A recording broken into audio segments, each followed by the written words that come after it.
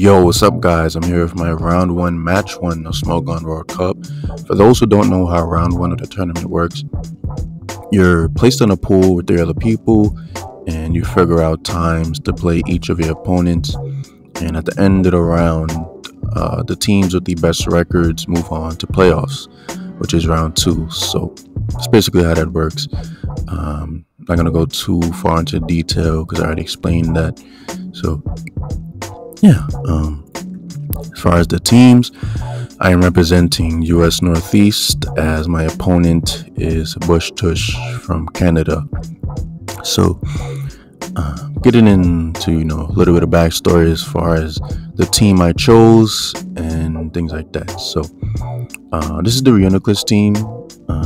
You guys saw me use this. As far as the changes I made, it's 2 of them. So I put Salamence over Moltres and Tapu Koko over Rillaboom. So let me get into why. Salamence is there because one of my teammates pointed out that a Shifu Rapid could be a pretty big problem because it's essentially a guessing game every time it comes in. Like if it clicks Water Move, and I try to scout for the CC by going Moltres or Reuniclus, those will get ravaged. And if I don't guess right, it gets a kill. And otherwise, I'd have to trade Rocky Helmet damage on it, or basically take half the health of a Scarm just to deal with it, which is not optimal. So Mence 100% walls it outside any Ice Punch stuff, and Mence is just pretty cool tech, mainly because the speed tier is pretty important. It's faster than Urshifu, as opposed to something like Dragon Knights, which would just get U-turned out on every time, whereas Mence just kills it before it can do that with Hurricane. And yeah, it's just really solid. Still deals with the same things Moltres did, actually better because it gets access to Earthquake. So Heatran just gets smashed, and yeah, Mence pretty much does the same thing as Moltres. And then Tapu Koko helps with my Torrent T matchup, mostly the taunt set.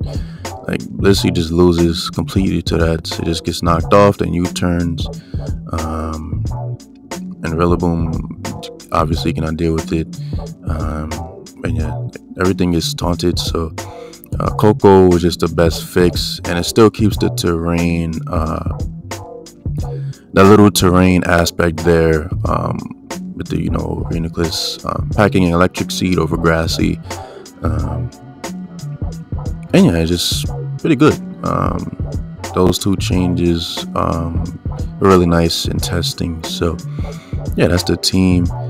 And I wanted to use Reuniclus because I felt my opponent was pretty weak to it. I preferred more balanced style, which Reuniclus just abuses. He was really weak to Nidoking as well.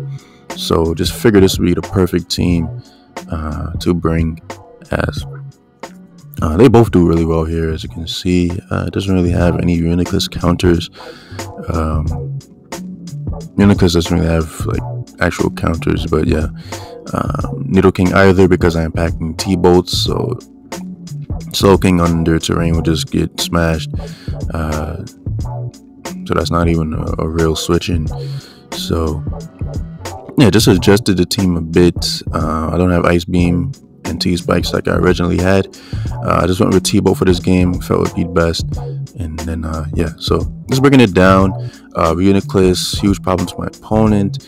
Only thing stopping it really is like nothing. Dragozolt does a lot of damage to it, even with the +1 defense. So what I wanted to do was get rid of his sand. That's like my first priority. Remove his T-Tar as quickly as possible, which then opens up Nidoking and Tapu Koko, because Dragozolt can no longer outspeed them without sand, right? So wanted to get rid of T-Tar, play a bit aggressively versus that, as I can't really afford to play safely and allow him to keep bringing Dragozolt in and out, as I don't have very like solid switch-ins. I can play around it between Nidoking or Bolt-Beak, Koko, and Draco and things like that, but I can't hard switch into it well, so I have to be mindful and play wisely. And then yeah, Scarm is pretty good versus him. Wall is like 4 out of the 6. T-Tar, if not Fire Move, Corviknight. I beat that with the combination of Iron Defense plus Rocky Helmet, Lando, and Kartana. Blissey is pretty useless, definitely the least useful. Doesn't wall anything in particular, bar Slowking, which Koko already beats, Reuniclus beats, so I wasn't too concerned there. Rocks are really nice, however, for Lando, in combination with Koko, just clicking Dazzling Gleam. Koko is just another thing that he doesn't switch well into long term. And his speed control is poor outside Dracozolt Undersand, so you know that's really good. And yeah, Mence, actually Wall is a bit of his team. Lando, Cart, though I'll throw in Scarm first on Carts and not Mence. I don't want to get knocked off. And then Nidoking, just Ravages, just well positioned versus Corviknight on a double, or with terrain up versus a weakened Slowking, just knock that out ASAP. Though Slowking's not a problem to my team, though, you know, it's just something to keep in mind. Koko, again, like I said, huge issue. No real switching. Or Orlando, though it rocks up, it's gonna be difficult to keep coming in. And just from the looks of the team, looks like an offensive style of Lando. So once I remove that, it's just T-Bolt City, like I kill everything. T-Tar is the only other thing that can live a hit. And then yeah, so I want to get rid of the sand as quickly as possible.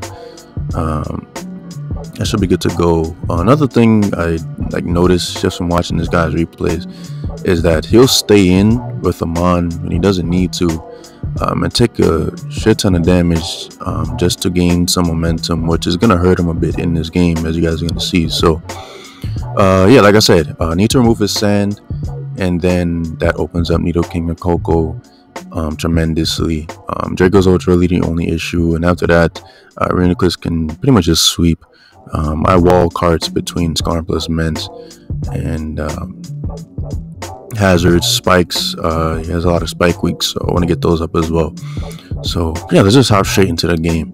I lead Nidoking. I want to fend off a potential Dracozolt. I cannot afford to lead Scarm into that, because I'll essentially be giving him a kill turn 1, so I cannot do that.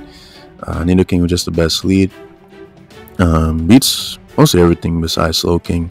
I threatened Landorus with the potential Ice Beam, excuse me, as he leaves Slowking inside, which I'm fine with.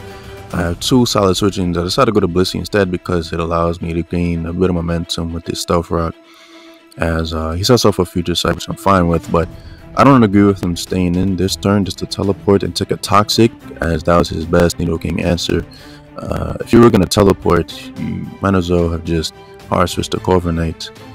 Didn't really make sense to allow him the Toxic Slowking there. So he goes to Corviknight, as what this allows is for him to defog. I saw him to toss just for a bit of chip, which is actually going to be key later on. So here I stay in with Blissey. I can't afford to switch. I cannot go hard Nidoking, because Future Sight is up, if you were paying attention, and Koko is not to play either, because I'd be taking 60% and he'd be able to defog both my rocks and terrain away, and I'd have a weak Koko in versus Corviknight, which is not the best. So yeah, I decided that staying in with Blissey was the best possible play that turn, as I just go for rocks again just to see what his Corviknight is packing. He has body press, which I'm fine with. I'm able to just recover off the damage. I don't need Blissey, but keeping it over 70% is actually going to be helpful for Dracozolt, as Blissey can always tank 1 Bolt Beak from that if it's not Life Orb. So that's just something to keep in mind. So I'll recover a bit of health there as I go hard Scarm on the next body press. As what this allows me to get up a Spike. I could have went Nidoking, but really no point, as he's Slowking is still at 100%, so I wouldn't really be gaining anything by going to that. And Koko either. because all I'd really be doing is dazzling gleaming Lando upon switching, which is not the greatest play. So I decided Scarm is best because it allows me to get up a spike, pretty much force him to make a decision there. He either lets me get rocks up or spikes, because Corv can never beat Scarm. So I'll go to Scarm there, and I'm able to punish him a bit with the Rocky Helmet, as that's great. It goes hard Slow King, which I'm cool with. I figured that hard Coco is best. It just gives me the most out of the turn. Blissey again doesn't really accomplish anything because he'll be able to just go back to Corv and defog all my work away. So go hard Coco there, as I'm able to just fire off a T-Bolt. I do not care about him going hard Lando.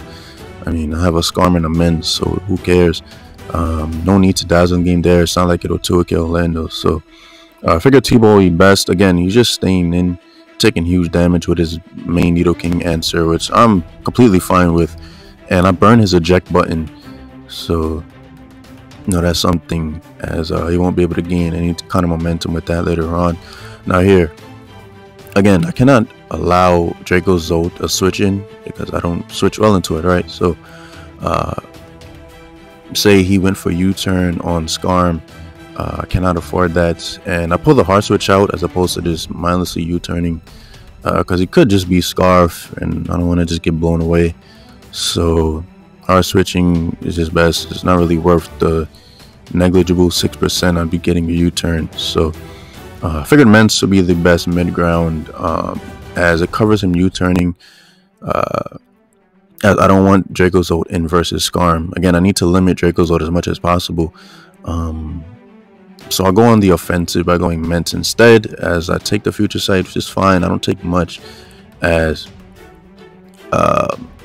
he goes for Gravity, so it was definitely predicting Scarm there, as that'd be my initial switch. Let's go for Hurricane because Gravity is up, so it's essentially just free damage on the Lando, which opens up Coco a bit later on.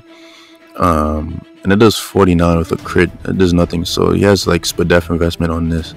Though his Earthquake also does nothing, so I'm able to just roost that off quite easily as he goes hard T-Tar. Now here, I'll go for, I believe, yeah, just EQ the T-Tar. Figuring that he most likely wouldn't go for something like a rock move or ice beam, because the switch to Scarm is a bit too obvious.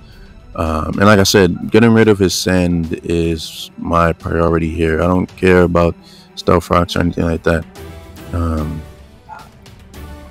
Removing T-Tars is much more important, as AQ one time just to, you know, I know he'd probably go for rock move the following turn if he had it, as that allowed me to go hard Needle King. Also covers for Corviknight, which was a possibility as well, because you don't really want me EQing your T-Tar again. You'd be at like 8%, then you lose your sand. So I knew either rock move or Corviknight was coming out there, and Needle King covers for both. So pretty solid sequence on my part, as this pretty much allows me to get a KO. He actually takes spikes because of his own gravity, so that actually messes him up a bit, as I go straight for the flamethrower, no reason to go for any type of T-Bolt. It's funny because one of my teammates, when I was just rewatching, rereading the game discussion, they were saying to T-Bolt there, but why would I need to T-Bolt there? Soaking is at 20%, at what, like 55, after spike like 43. I don't need to T-Bolt flame into sludge will kill him, and I lose a lot more out of the turn if he went hard Lando. Flamethrower is just the best play. It covers for everything. 2 kills Lando, kills Corv. I don't care about Soul King coming in, as I'm able to just secure the KO on Corv. He couldn't really switch there, because Tar obviously go down to that plus Earth Power and things like that. So he just lets Corv go, which is huge for me. So that means when I get rocks up, they're there to stay, as he goes to Kartana to revenge me, as I don't mind this, as I'm able to go Scarm, but he gets a crit, which is huge. That's Bandit knock, because I did 53. That would have did around 40% without the crits, and 20 to 30% on the next one, so I would have been able to live and keep my Scarm, but that is not the case. As he's able to knock me out with 2 knocks. I can't really switch there. Don't want Coco taking a huge knock, because then I'd be putting myself in range of Draco's ult. So pretty unfortunate there, as I pretty much have to throw out Scarm for nothing. So I'll lose a sack, which I could have kept later on, but I've got to keep playing. I'll go to Coco there just to get a KO with Dazzling Gleam. Lando will be 2 KO'd from 50. And things like that. So I just go straight for Dazzling Gleam. Just a 2 go to Slow King. Knock at +1 never kills me, so yeah, it was safe. He goes to Lando here, as I'm able to just U-turn. No, he's not Scarf, so it's risk free, as I'm able to just go back to Mence. There's really nothing you can do about that unless he had Toxic, but I doubt he has like Gravity plus Toxic. As I just fire off a Hurricane. In case he wanted to stay in for some reason, as if he allowed Lando to take that hit, the next time Coco will come in, I'll be able to KO him. So he pivots really well around Mence. He goes to T-Tar first, knowing at Hurricane and or Roos. Then he goes to Kartana, knowing that I'd most likely just Earthquake to kill the T-Tar. Smart of him to keep T-Tar, because he definitely needs his sand if he wants any chance of winning. As because Scarm is gone, I have to sack Blissey. It wasn't useful, but still, all of these things matter. As Blissey goes down there, it wasn't important, but yeah, I have to go back to Coco and essentially get a KO with the Dazzling Gleam. It does 31 to Lando, so I can't exactly stay in and risk a roll. I could have, but it's just not worth it. Coco is my best way to beat the Draco's ult in the back, as I just pull these safe switch out to Mence, knowing that he's most likely just EQ. At this point, I'm thinking he probably does not have Stone Edge. I don't think he would with Gravity. Probably like Knockoff or something like that. Now here, I opt for the Nido King and notice that this is his last turn of sand. I figured that the risk versus reward of me going Coco is pretty big. Like, it's worse if I go Coco and he bolt beaks with terrain up. That would be doing around 60 something percent plus rocks. A Coco would be at around 2%. Then I can no longer switch into rocks, because most likely wouldn't be able to defog. I don't need to, but yeah, I figured that Nido King would be better, as I can live any hit, whereas Coco, I'd be taking a huge amount. So I figured that, you know, let's just take the risk with Nido King. Health on this is less important than health Coco. So I just go for the Earth part there to confirm a KO, as he goes back to Draco's ult. I have to let Nido King go there, as I can't risk him going for something like Substitute, which he most likely has with leftovers. Now I go to Mence. Coco, I could have went Coco, but what I wanted to do was bait him into staying in. So EQ does around 70 to 80 to Draco's ult, and if I'm able to EQ his Draco's ult immense, that means that he goes down to store power from Reuniclus, guaranteed, without me even needing to boost after Spike. So that was my thought process there, as he gets a crit, which is huge. So I get no value out of that turn. Mence goes down for nothing, as I'm not able to even hit his Draco's ult. So this game is not going well for me at all, as here I'm kind of forced to go to Coco, and I believe I U-turn. Yeah, I U-turn to try to get Reuniclus in versus like a potential Lando sack, as I don't really want to Dazzling Gleam and give him an opening to like SD Lando. So here my timer is running down really low, like I'm at about 5 seconds. So if I don't click a move, I guaranteed lose. I just clicked a random move, which is definitely a choke on my end. If I recover Definitely had a shot at the bar any crits because I just recover stall the terrain out. And then Draco's ult is only doing around 40% to Reuniclus as opposed to 50. So really all I have to do is just recover stall, but for some reason I clicked stall power. It's just one of those things where, you know, timer's running extremely low and I just clicked just a random move.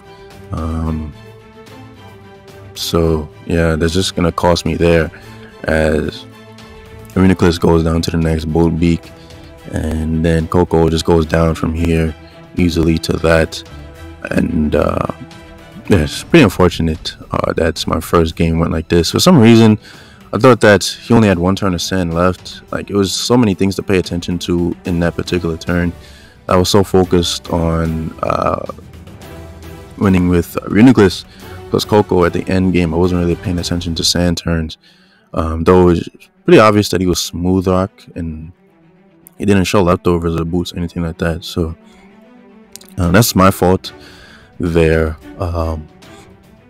So every time I rewatch this replay, I'm like, bro, why didn't you just click recover? Like, I don't know. Again, I take full responsibility for that. And yeah, like, regardless of my opponent lucking and whatever, I still had a good shot to win. And yeah, it just, yeah, my fault there. So yeah, Canada walks away with a win. And at this point, East was like 1-1. So yeah, that's the game. Pretty anticlimactic, as yeah, I'll be bringing you guys my next two hopefully soon. And yeah, peace.